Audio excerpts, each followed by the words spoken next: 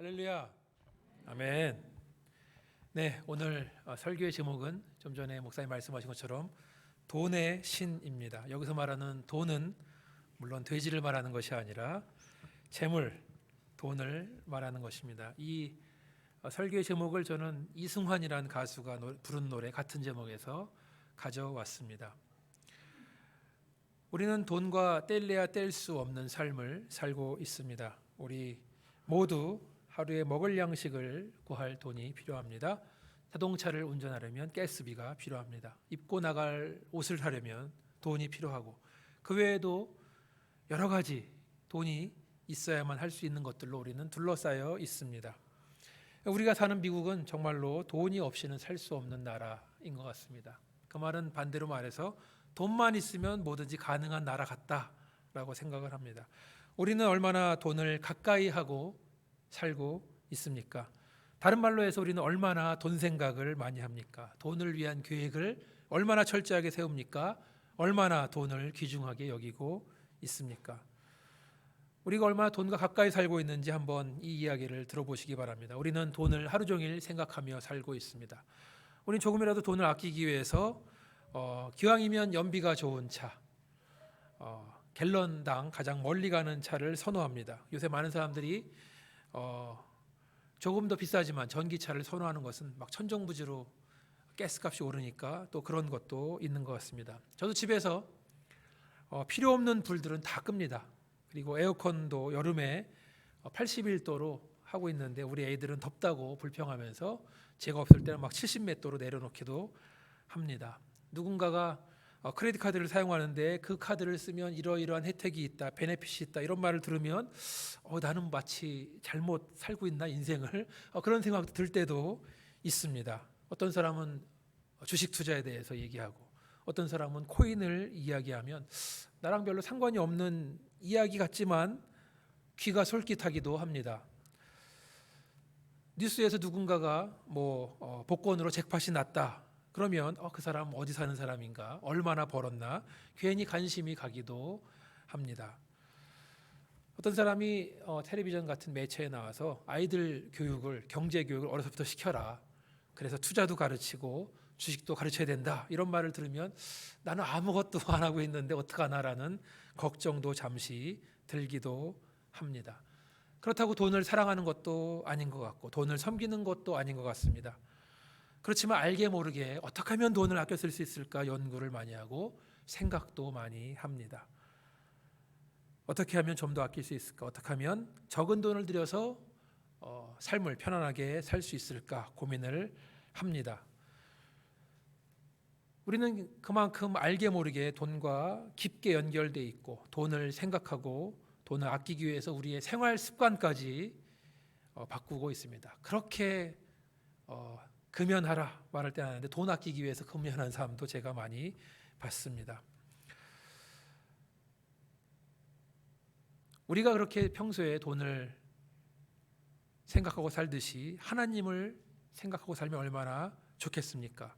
돈을 묵상하듯이 하나님을 묵상하고 돈을 간절히 구하듯이 하나님을 간절히 구하면 얼마나 좋을까요? 하루하루의 삶, 나의 행동과 나의 패턴 하나하나를 하나님 중심으로 맞추고 어떻게 하면 하나님을 더 기쁘게 해드리는 삶을 살 수 있을까 고민하면서 노력하면 얼마나 좋을까요? 어떻게 하면 이 하나뿐인 인생 하나님 보시기에 아깝지 않게 살 수 있을까 진정으로 고민을 해야 된다고 생각합니다. 아까 돈 아끼는 거 말씀드렸는데 돈 그 자리에 하나님만 집어넣으면 하나님 섬기는 거와 똑같습니다. 결혼한 부부를 대상으로 통계를 조사했는데요. 결혼의 위기를 만드는 요소들이 무엇인가 조사한 리스트가 있다고 합니다. 신혼부부를 대상으로, 또 어린 자녀를 둔 부부를 대상으로, 10대 자녀를 둔 부부를 대상으로, 자녀가 성장해서 떠난 그런 부부를 대상으로, 노년을 맞이한 부부를 대상으로 그 결혼을 흔드는 가정의 위기 가장 첫 번째가 무엇인가 조사했더니 결혼의 갈등의 요소 뭐가 같습니까? 바로 재정 문제, 돈 문제가 결혼 생활의 가장 큰 위험이다라고 전 세대를 아울러서 그렇게 설문조사가 나왔다고 합니다. 결혼 생활을 오래 했느냐 안 했느냐 상관없이 자녀가 있느냐 없느냐 상관없이 돈 문제가 결혼을 가장 위협하는 요소라고 합니다. 돈 때문에 가정이 깨지기도 하고 돈 때문에 아무것도 못하고 일이 저러지도 못하는 그런 상황이 많이 있다고 합니다. 그러면 성경은 돈에 대해서 뭐라고 말하고 있습니까? 예수님은 돈에 대해서 뭐라고 말씀을 하고 있습니까? 예수님께서 성경에서 돈에 대해서 언급하신 횟수가 성보다 더 많고 천국보다 지옥보다 더 많이 언급하셨습니다. 그만큼 돈은 우리의 신앙과 밀접한 관계가 있고 그만큼 돈은 우리의 신앙생활에 위험한 존재가 되고 있습니다. 디모데전서 6장 10절 같이 한번 읽어보시겠습니다. 디모데전서 6장 10절 말씀. 자, 시작. 돈을 사랑함이 일만하게 뿌리가 되나니 이것을 탐내는 자들은 미혹을 받아 믿음에서 떠나 많은 근심으로써 자기를 찔렀도다. 아멘. 성경은 분명히 말하고 있습니다. 돈을 사랑하는 것은 일만하게 뿌리다. 모든 종류의 온갖 악의 뿌리다. 그리고 이것을 탐내는 자들은 미혹을 받는다. 여기서 탐낸다는 말 영어로 craving이라고 하는데 그것은 갈망하다, 열망하다. 돈을 갈망하고 열망하면 미혹을 받는다. 세번역 성경에서는 탐한다라는 말을 쫓는다. 돈을 쫓아가다 보면 미혹을 받는다. 돈을 갈망하다 보면 미혹을 받는다는 말씀입니다. 그래서 결국은 믿음에서 떠나게 되고 많은 근심으로 인해 자기를 스스로 찌른다. 돈만 있으면 근심이 다 해결될 줄 알았었는데 돈만 있으면 내 안에 불안함이 없을 줄 알았었는데 근심이 나를 찌른다라고 성경은 말하고 있습니다. 많은 고통을 당한다고 사도 바울은 우리에게 말해주고 있는 것입니다. 돈에 관한 이야기가 나와서 성경에 나오는 이야기들을 좀 더 나눠보려고 합니다. 낙타가 바늘기로 들어가는 것이 부자가 하나님 나라에 들어가는 것보다 쉬우니라. 여러분 익숙한 말씀이시죠? 예수님이 하신 말씀인데 이 말씀은 사복음서 중에 마태복음, 마가복음, 누가복음에서 동일하게 말씀하고 있습니다. 그 중에 마태복음에 나오는 이야기를 한번 나눠보겠습니다. 예수님께서 말씀을 전하고 있는데 어떤 청년이 예수님에게 다가옵니다. 누가복음에서는 이 청년을 관원으로 말하고 있습니다. 이 청년이 묻습니다. 선생님이여, 내가 무슨 선한 일을 하여야 영생을 얻으리이까? 무슨 선한 일을 하여야 영생을 얻으리이까? 이 청년의 질문에는 잘못이 있습니다. 사람이 선한 일을 아무리 한다고 해서 영생을 얻을 수 없습니다. 이 청년은 내가 좀 뭔가 더 하면 영생을 얻을 수 있지 않을까? 예수님은 그 청년의 하는 말에 일일이 반박하지 않고 계속 말씀을 하십니다. 내가 생명에 들어가려면 계명들을 지켜라. 문제는 우리가 지킬 수 없다는 거죠. 청년은 말합니다. 자신 있게 말합니다. 어떤 계명입니까? 예수님 말씀하시죠. 살인하지 말라, 간음하지 말라, 도둑질하지 말라, 거짓 증언하지 말라, 내 부모를 공경하라, 내 이웃을 내 자신과 같이 사랑하라. 이렇게 말씀하시는데 청년은 아무런 망설임 없이 대답합니다. 이 모든 것을 내가 지켰사온데 아직도 내가 무엇이 부족하니까? 지금 이 청년은 나는 하나님 율법을 다 지켰다고 말하고 있는 것입니다. 자기의 행위로, 자기의 공로로 영생을 얻는다고 잘못 생각하고 있는 것입니다. 예수님이 하시는 말씀은 너는 결코 온전히 율법을 지킬 수 없다. 예수님이 말씀하시는 겁니다. 간접적으로. 내가 정말로 행위로 구원받을 수 있느냐? 그렇다면 말씀을 한번 들어봐라. 한 다음에 그 다음 말씀 마태복음 19장 20절로 26절 같이 한번 읽어보겠습니다. 시작. 그 청년이 이르되 이 모든 것을 내가 지켰사온데 아직도 무엇이 부족하니이까? 예수께서 이르시되 내가 온전하고자 할진대 가서 내 소유를 팔아 가난한 자들에게 주라. 그리하면 하늘에서 보화가 내게 있으리라. 그리고 와서 나를 따르라 하시니 그 청년이 재물이 많음으로 이 말씀을 듣고 근심하며 가니라. 예수께서 제자들에게 이르시되 내가 진실로 너희에게 이르노니 부자는 천국에 들어가기가 어려우니라. 다시 너희에게 말하노니 낙타가 바늘기로 들어가는 것이 부자가 하나님의 나라에 들어가는 것보다 쉬우니라 하시니 제자들이 듣고 몹시 놀라 이르되 그렇다면 누가 구원을 얻을 수 있으리까? 예수께서 그들을 보시며 이르시되 사람으로서는 할 수 없으나 하나님으로서는 다 하실 수 있느니라. 아멘. 이 청년은 영생에 대해서 잘못 알고 있었습니다. 그가 좀 더 노력하면, 좀 더 공을 세우면 자기 힘으로 천국에 들어가는 줄로 알았습니다.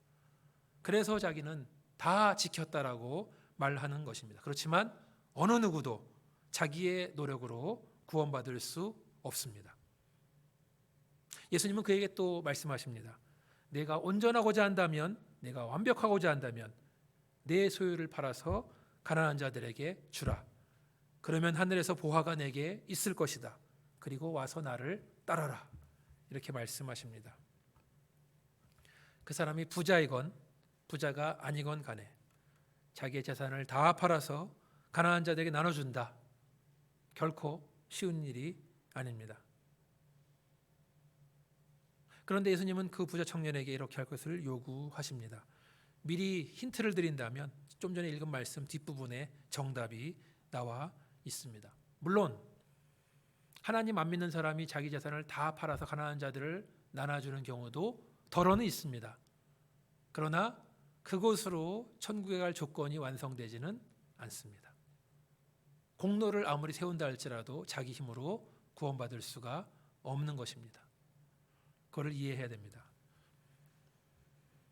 자기의 행위를 자랑하던 부자 청년에게 아주 어려운 도전을 주십니다. 너의 소유를 팔아서 가난한 사람에게 나눠주라. 그리고 나를 따르라. 이게 중요하죠. 나를 따르라. 이 청년은 재물이 많았기 때문에 말씀을 듣고 근심하며 집으로 돌아갔습니다. 재물이 많았다는 말은 그 재물을 다 팔아서 나눠주기에는 너무나 아깝다는 말입니다. 아무리 생각을 해봐도 내 소중한 재산을 영생과 바꾸기에는 아깝다. 천국과 바꾸기에는 내가 너무 재산이 많아. 그런 생각이 드는 것입니다. 그래서 근심이 많이 생깁니다. 좀 전에 디모전서 말씀에 나오듯이 많은 근심으로 자기 스스로를 찔렀다라는 말입니다. 부자 청년의 너무나 많은 재산, 소중한 보물, 좋은 집에서 호화롭게 사는 것은 결국은 자기 자신을 찌르고 있는, 괴롭히고 있다는 것입니다. 청년이 떠난 다음에 예수님 말씀하십니다. 부자가 천국에 들어가기는 어렵다. 차라리 낙타가 바늘기로 들어가는 것이 부자가 천국에 들어가는 것보다 쉽다라고 말씀하십니다. 자, 이 유명한 말씀을 놓고 여러 가지 해석들이 있었습니다. 어떤 사람들은 바늘기라는 것은 그 당시 예루살렘 성을 볼 때 한쪽 어귀에 바늘기라는 성문이 있었다. 그런데 그 성문이 워낙 낮아서 낙타가 들어가려면 낙타가 메고 있는 모든 짐을 풀어놓고 낙타가 무릎을 꿇고 기어서 들어가야 된다. 겸손을 말하는 것이다. 그만큼 어렵다라고 설명하는 사람도 더러 있습니다. 그렇지만 사랑하는 여러분, 예루살렘에는 바늘기라는 문은 과거에도 없었고 지금도 없습니다. 또 어떤 사람들은 여기서 말하는 부자는 정말 어마어마한 재산을 가진 부자를 말하는 것이다. 우리처럼 별로 가진 거 없는 사람들은 부자가 아니다라고 이렇게 해석을 하기도 합니다. 그렇지만 사랑하는 여러분, 예수님께서 여기서 말씀하신 부자는 정말 부자를 말하는 것이고 부자가 천국에 들어가기 어렵다. 끝. 더 이상의 타협과 더 이상의 설명은 없는 것입니다. 그래도 이렇게 말씀드릴 때 속으로는 나는 뭐 별로 가진 게 없으니까 괜찮을 것이다. 살던 대로 살면 되겠지라고 생각할 수 있는데 잘 들어보세요. 돈이 많은 부자이건 간에 아니면 돈이 없는 가난한 사람이건 간에 돈을 사랑한다면, 돈을 갈망한다면, 돈을 열망한다면, 내 인생에서 돈이 중요하다 생각한다면 똑같다는 거예요. 가진 사람은 가져서 괜찮은데 없는 사람은 그러한 욕망이 있는 것 자체가 안 된다는 말씀입니다. 어떤 사람은 많이 가져서 문제고 어떤 사람은 가진 것이 없지만 돈을 향한 욕망, 갈망이 있다는 말씀입니다. 거스 히딩크 감독 이렇게 말했죠. 나는 아직도 배고프다. I am still hungry. 히딩크 감독 2002년 월드컵을 앞두고 우리나라에서 이제 불렀죠. 근데 처음에는 이 선수들을 데리고 고전을 했습니다. 욕도 많이 먹고 프랑스와의 친선 경기에서 5대0, 체코와 친선 경기에서 5대0. 그래서 히딩크의 별명은 5대0이 된 적도 있습니다. 그렇지만 그가 계속해서 자기의 뜻을 가지고 훈련시킨 다음에 드디어 2002년 월드컵에서 우리나라가 처음으로 이태리와의 경기에서 16강에 들었을 때 모든 선수가 놀라고 축구 관계자들이 놀라고 국민들이 너무나 기뻐했을 때 히딩크는 말합니다. 나는 아직도 배고프다. 더 잘해야 된다. 더 잘할 수 있다. 여기서 만족하지 마라. 이 말 지금도 아주 유명한 말이 됐고 우리나라는 4강까지 올라간 기적이 있었습니다. 나는 아직도 배고프다. 저는 이 말을 들을 때마다 우리가 물질을 향해서 하는 말이라고 생각합니다. 아무리 가져도 만족하지 못하는, 아무리 먹어도 배부르지 못하는 욕구, 욕망, 탐욕. 나는 아직도 배고프다. 절대로 만족할 수 없습니다. 물질로는 절대로 우리의 공허함을 채울 수 없습니다. 물질로는 절대로 다 가져도 만족할 수 없는 것입니다. 부자가 천국에 들어가기 어렵다. 차라리 낙타가 바늘구멍으로 들어가는 것이 더 쉽다. 이 말을 들은 제자들이 모두 놀란 표정을 지으면서 묻습니다. 그렇다면 과연 누가 구원을 얻을 수 있습니까?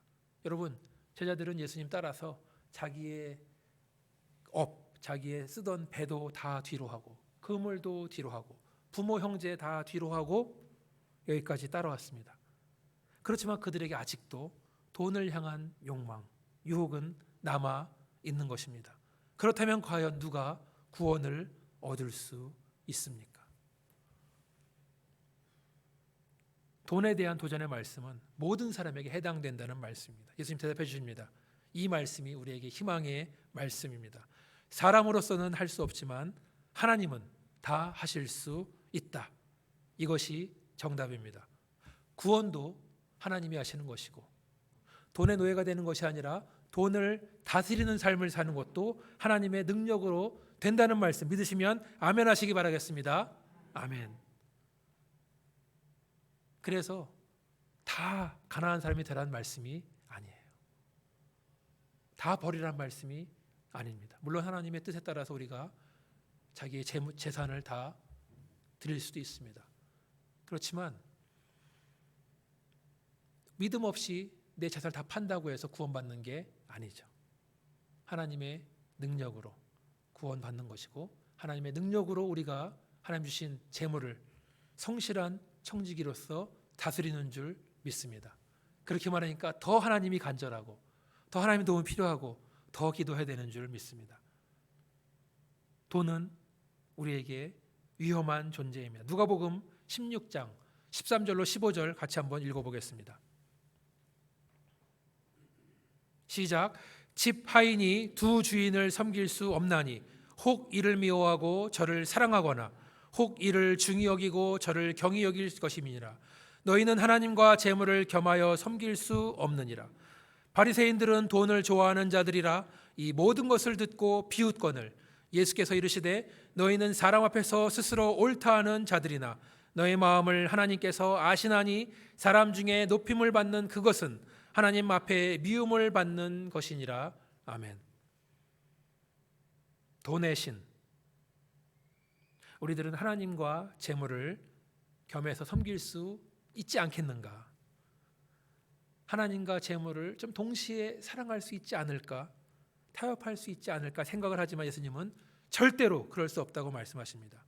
이를 미워하고 저를 사랑하거나 이를 중요히 여기고 저를 가볍게 여길 수밖에 없다는 말씀입니다. 여러분, 우리의 마음속에 사랑은 단 하나밖에 없어요. 이 사랑을 하나님께 드리면 돈은 못 받는 거고 이 사랑을 돈한테 주면 하나님은 내 사랑을 받지 못하는 겁니다. 그 중간은 없습니다. 주든지 말든지. 그것을 하나님께 드릴 것인가 재물에게 바칠 것인가. 좀 전에 읽었지만 흥미로운 것은 그 당시에 하나님을 잘 섬긴다고 소문났던 바리새인들은 돈을 좋아하는 사람이었다는 것입니다. 그래서 그들은 예수의 말씀을 듣고 예수님을 비웃습니다. 아마도 그들은 하나님 은혜 받으면 돈도 많이 벌어야지, 하나님을 사랑한 동시에 돈도 사랑할 수 있다고 믿었던 것 같습니다. 그렇지만 예수님 정확히 지적하십니다. 너희들은 사랑 앞에서 스스로 옳다 하는 자들이다. 그러나 너의 마음을 하나님은 가장 잘 아신다. 너희는 돈을 사랑하지만 나를 사랑하지 않는 것이다. 종교인들이 화려한 삶을 통해서 사람들의 환영을 받을 수 있죠. 높임 받을 수 있습니다. 그러나 그것은 하나님에게 미움을 받는 것이라고 예수님은 정확히 말씀해 주셨습니다. 여러분은 하나님을 섬기십니까? 재물을 섬기십니까? 하나님을 사랑하십니까? 아니면 재물을 더 사랑하십니까? 돈에 대한 이야기, 또 다른 예수님의 이야기, 누가복음에 나오는 어리석은 부자 이야기, 여러분 다 잘 아시는 이야기입니다. 어떤 부자가 있었습니다. 부자에게는 큰 땅이 있었습니다. 그 해에는 소출이 너무나 풍성했습니다. 그래서 대충 바라보니까 이 많은 수확물을 저장하려면 지금의 창고가 너무나 작다. 그래서 이걸 거두기 전에 창고를 헐고 크게 지어야겠다 생각을 합니다. 그래서 이 많은 수확물과 자신의 재물, 소유물들을 큰 창고에 쌓아두려고 작정을 합니다. 그러고 스스로 말합니다. 이제 여러 해 쓸 물건들을 많이 쌓아두었으니 평안히 쉬고 먹고 마시고 즐거워하자. 여러분, 우리가 레위기 말씀 묵상하고 있는데, 여러분 그 하나님께서 희년 전에 6년째 되는 해 3년치 먹을 3배의 양을 주시잖아요. 그 소산물을. 그래서 안식년에 1년 동안 그 소산물로 먹고 희년도 먹고, 그 다음에 새로 첫 해 시작할 때 가을에 추수할 때까지 먹고 하나님께서 주시는 겁니다. 근데 이 농부는 더 큰 수확을 거둔 것 같아요. 이 많은 수확을 창고에 들인 다음에 평안히 먹고 쉬고 마시고 즐거워하자. 여러 해 쓸 물건들이 있고, 그로 인해 이제부터는 평안하게 쉬고 먹고 마시고 즐거워하는 삶. 이것이 우리가 꿈꾸는 삶이 아니겠습니까? 가진 것, 쌓아둔 것이 많아서 이제부터는 마음 편하게 쉬고 먹고 마시고 즐거워하는 인생. 그렇지만 하나님이 말씀하십니다. 누가복음 12장 20절로 21절 말씀 같이 한번 읽어보겠습니다. 누가복음 12장 20절 21절 같이 읽겠습니다. 시작.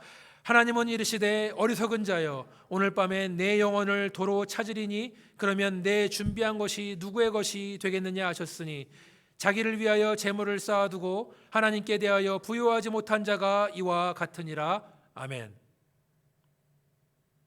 아마도 이 부자는 평소 하나님에 대해서 알고 있던 사람이었을 것입니다. 왜냐하면 하나님을 알고 있었지만 하나님에게 인색했기 때문에 그렇게 지적하시잖아요. 하나님, 제가 이 정도만 드리겠습니다. 이게 하나님께 드리는 저의 최선입니다. 그러니까 이제부터는 저를 자유롭게 풀어주세요. 제가 제 마음대로 살게 해주세요. 이만큼 드렸으면 됐잖아요. 아마도 부자는 자기의 인생은 풀과 같고 그 영광은 하루 만에 피었다 치는 꽃이라고 그런 이야기도 알고 있었을 것입니다. 그렇지만 그것이 내 이야기인지는 몰랐다는 거죠. 하나님 말씀하시죠. 이 어리석은 부자야. 오늘 밤에 내가 내 영혼을 도로 찾아가면 이 모든 재물이 누구 것이 되겠느냐. 우리는 내일 일을 알 수 없는 인생. 그렇죠. 오늘 예배 끝나고 집에 가다가 무슨 일이 있을지 모르는 인생입니다. 원래는 제가 숨기려고 했었는데 목사님께서 카톡에 올려주셔서 기도를 여러 번 해줬는데, 지난 목요일 날 60번 타고 약속 때문에 우리 식구가 가다가 앞차가 갑자기 확 쓰는 거예요. 그리고 저는 그냥 힘껏 브레이크를 밟아서 괜시니 앞차랑 충돌을 안 했는데 뒤에서 저 차를 받았어요. 그래서 깜짝 놀라고 다 소리 지르고 밀려서 앞차를 받고, 근데 이제 딱 애들을 보니까 괜찮고, 저는 그런 사고를 처음, 접촉사고는 좀 났어도 그런 하이웨이에서 그런 사고 처음 났었는데, 그래서 정신 차린 다음에 미나한테 911 전화해라. 내려서 뒷차에 가보니까 이 사람 혹시 죽었거나 다쳤으면 어떡하나 했었는데, 다행히 그 차가 제 뒷부분에 밑으로 들어갔는데 그 본넷이 확 접히면서 충격을 많이 먹었어요. 그래서 에어백이 터졌지만 그 아주머니는 괜찮은 거 보였습니다. 그래서 뭐 경찰도 오고 소방관도 오고 막 그랬는데 저희도 한번 확인한 다음에 괜찮다 보내고, 그 다음에 그 아주머니도 경찰들 소방관한테 다 보내고 나 괜찮은 것 같다 그렇게 하고 자기가 미안하다 잘못했다 뭐 이렇게 얘기한 다음에 그렇게 그냥 정신도 못 차리고 지나갔는데 생각해 보니까 하나님이 살려주셨구나. 그렇게 해서 우리 일가족이 어떻게 돼도 전혀 이상하지 않을 사고였구나. 만약에 좀 큰 차를 타고 갔는데 작은 차를 타고 갔다면 정말 알 수 없었겠구나라는 온갖 생각이 있지만 하나님께서 우리를 오늘도 살려주셨구나. 우리 그런 인생들 아니겠습니까? 내일 무슨 일이 있어도 전혀 이상하지 않은 그러한 삶을 살고 있습니다. 이 어리석은 부자의 문제는 무엇입니까? 자기를 위해서 재물을 땅에 쌓아두고 있었다는 것입니다. 두 번째 문제는 무엇입니까? 하나님에 대해서 부요하지도 넉넉하지도 못했다는 말씀입니다. 열심히 일해서 열심히 사업을 해서 돈을 많이 버는 것 좋은 것입니다. 열심히 땀 흘리고 그 대가를 정당한 대가를 받는 것 보람 있고 중요한 일입니다. 그렇게 아이들을 가르칩니다. 그렇지만 그렇게 번 것을 내 것인 줄 알고 나를 위해서 땅에 쌓아두는 것이 아니라 하늘에 쌓아두는 것이 믿는 자의 삶인 줄 믿습니다. 하나님에게 인색하게 오는 것이 아니라 하나님에 대해서 넉넉한 마음, 부유한 마음으로 살아야 하는 것입니다. 좀 아까 우리 집사님 봉헌 기도할 때 말씀하셨지만 모든 것이 하나님의 것인 줄 믿습니다. 하나님이 맡겨주신 줄 믿습니다. 우리가 지금은 우리의 일부를 드리지만 전부를 드려도 아깝지 않습니다. 그러나 하나님 주신 물질로 우리가 잘 관리하면서 청지와 같은 삶을 살겠습니다. 이렇게 다짐하는 것 아니겠습니까? 오늘 본문 말씀, 돈을 사랑하지 말고 있는 바를 족한 줄로 알라. 그가 친히 말씀하시기를 내가 결코 너희를 버리지도 아니하고 너희를 떠나지 아니하리라 하셨느니라.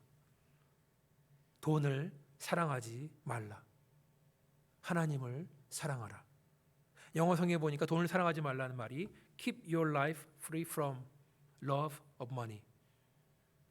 돈을 사랑하는 것으로부터 자유하라. 돈을 사랑하는 것으로부터 너의 삶을 지켜라. 그리고 오늘 본문 말씀에서 우리가 돈을 사랑하지 않는 방법, 해결책이 나옵니다. 뭐죠? 있는 바를 족한 줄로 알라. 지금 가지고 있는 것으로 만족하라. 지금 살고 있는 집, 지금 가지고 있는 차, 입고 있는 옷, 시계, 핸드폰 등등 가지고 있는 것에 만족하라는 말씀입니다. 지금 내가 먹는 식사 한 끼에 대해서 만족하라. 비록 그것이 고급 호텔 뷔페의 음식이 아니더라도, 그것이 한 끼에 몇백 불 하는 고급스러운 코스 요리가 아닐지라도, 그것이 말로만 듣던 별 5개짜리 미슐랭 레스토랑의 별미가 아닐지라도 지금 먹는 소박한 한 끼 식사에 만족하고 기뻐하고 감사한 삶을 살라는 것입니다. 어쩌면 그것이 텁텁한 빵 한 조각에 물 한 컵 마신다 할지라도 하나님께 감사하는 삶을 살라는 것입니다. 만족한다는 것은 감사할 줄 안다는 것입니다. 있는 바를 족한 줄로 알라. 근데 생각을 해보니까 이 말씀을 꼭 물질에 제한둘 것만은 아닙니다. 잘 들어보세요. 지금 함께 살고 있는 배우자가 족한 줄로 알라. 혹시 우리들 가운데 배우자에 대해서 불만족스럽게 여기고 혹시 어딘가에 이 사람이 아닌 다른 소울메이트가 있지 않을까, 이런 망상에 빠진 분이 계시다면 그런 것은 세상에 없습니다. 빨리 정신 차리시고 회개하시고 지금 함께하는 하나님이 허락하신 배우자에게 감사하고 족한 줄로 여기시기를 바랍니다. 있는 바를 족한 줄로 알라. 여러분 지금 함께하는 우리 교회, 지구촌 교회에 만족하시기를 바랍니다. 하나님께서 우리를 이곳에 모이게 하신 데에는 분명한 뜻이 있습니다. 분명한 계획이 있는 줄 믿습니다. 하나님이 이 교회 허락하신 줄 믿고 감사하고 신앙생활 열심히 하시기를 축원합니다. 아멘. 있는 것에 족한 줄로 안다는 말, 다른 말로 해서 좀 전에 말씀드린 것처럼 감사할 줄 아는 삶을 말합니다. 여러분 식사기도 왜 합니까? 그냥 하루 3번 밥 먹을 때만 자동으로 나오는 기도 말합니까? 제가 아는 집사님이 아이들 앉혀놓고 식사기도를 시켰더니 뭐 한 30초도 안 되게 다다다다 한 다음에 아멘 한 다음에 먹더라는 거예요. 그래서 니네 다 멈춰 한 다음에 뭐 한 5살짜리 6살짜리 아이들한테 이제부터 기도할 때 눈뜨기도 하는데 반찬을 하나하나 짚으면서 기도해. 김치를 줘서 감사합니다. 단무지를 줘서 감사합니다. 그렇게 기도하라고 시켰다 그러더라고요. 그러니까 애들이 그때부터 물론 지금은 아니겠지만 눈을 뜨고 엄마가 준비하신 음식 반찬 하나하나 손가락 찝으면서 감사하다고 시켰다는 얘기를 들었습니다. 하나님의 허락하신 음식에 대한 감사기도 아니겠습니까? 소박해 보이지만 내게 허락하신 한 끼를 놓고 만족할 줄 아는 사람이 진정으로 감사할 줄 아는 사람인 줄 믿습니다. 우리가 돈을 사랑하지 않고 있는 것에 만족할 줄 아는 삶을 살 때 하나님의 보호하심, 하나님의 함께하심을 경험하는 줄 믿습니다. 하나님 말씀하셨습니다. 내가 결코 너희를 버리지 않겠다. 너희를 떠나지도 않겠다. 통장에 돈이 떨어지고 내 손에 물질이 없으면 다 불안해합니다. 걱정이 많아집니다. 안절부절 못합니다. 하나님께서 결코 우리를 버리지 않겠다고 떠나지 않겠다고 약속하셨습니다. 오히려 6절에 보니까 우리가 담대히 말할 것이다. 무엇을? 하나님은 나를 돕는 분이시니 내가 무서워하지 않겠다. 사람에 불과한 자가 감히 나를 어떻게 할 수 있겠는가? 자신 있게 말할 수 있다는 것입니다. 하나님이 나와 함께 하시고 하나님이 나를 도우시고 하나님이 내게 능력을 주시는데 우리가 무엇을 두려워하겠느냐는 말씀입니다. 어느 누구도 감히 우리를 얻지 못한다는 말씀 믿으시면 아멘 하시기 바라겠습니다. 아멘. 별로 이렇게 믿지를 않으시는 다시 한번 아멘 하시기 바라겠습니다. 아멘. 네, 말씀을 정리하겠습니다. 하나님이냐 돈이냐? 여러분 선택은 무엇입니까? 예수님 우리한테 다른 주제보다 돈에 대해서 중요한 말씀을 해주십니다. 돈을 사랑하지 마라. 돈을 너의 신으로 삼지 마라. 부자가 되려고 하지 말고 하나님의 청지기가 되라. 자기를 위해서 재물을 땅에 쌓아두지 말고 하늘에 쌓아둬라. 천국을 바라보며 소망하며 살아라. 하나님에게 넉넉한 사람, 하나님에게 부요한 사람이 되라. 그렇게 모든 것을 하나님께 맡길 때 하나님은 결코 너희를 버리지도 떠나지도 않으실 것이다. 우리를 보호하신 하나님이 계시기 때문에 우리는 아무것도 두려워할 필요가 없다. 우리에게 주시는 말씀 저 여러분이 마음으로 받아들이고 믿으시면 아멘 하시겠습니다. 아멘. 기도하시겠습니다. 하나님이면 하나님, 돈이면 돈, 우리가 두 주인을 섬길 수 없음을 믿습니다. 오늘 우리가 하나님만 따르기로, 하나님만 섬기기로 결심 작정합니다. 주님 도와주시옵소서. 돈을 사랑하지 않고 나를 위해 물질을 땅에 쌓아두지 않고 하나님을 향해 넉넉한 자, 부유한 자가 되게 하여 주시옵소서. 우리가 물질을 의지하고 사는 것이 아니라 우리를 도우시는 하나님을 의지할 수 있도록 우리를 떠나지도 않으시고 버리지도 않으시는 하나님을 온전히 믿고 따를 수 있도록 하나님 도와주시옵소서. 이 모든 말씀을 예수님 이름으로 기도합니다. 아멘. 다 함께